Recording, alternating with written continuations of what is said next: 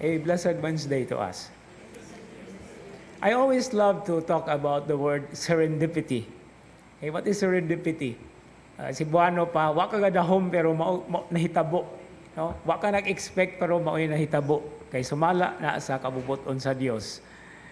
And today's feast, specifically with a beautiful presentation in the first reading, which is at the very opening of the book of the Acts of the Apostles, actually is really, really very, very timely. Today's first reading is the third elections that we have experienced. Well, we experience it now because we have read it. The first one was the Pope, the papal election. No? The second was 2 days ago.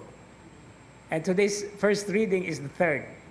Now, the first elections of the Pope, and today's first reading actually has something to do with putting into perspective the will of God.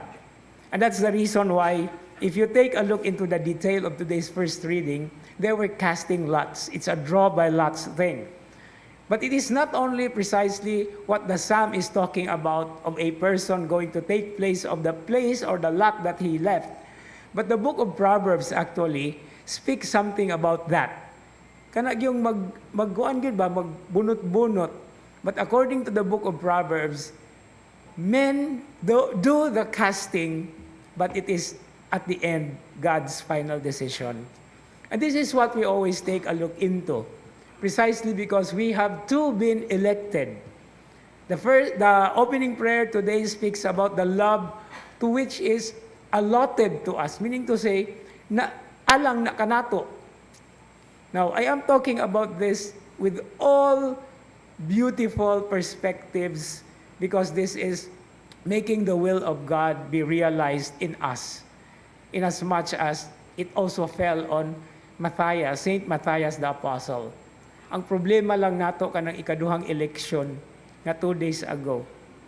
I don't know how would you take a look into it, but this is a challenge for us to pray even more. Kay bisag atong nga pirdi na moingon pagyud nga gitikasan. No?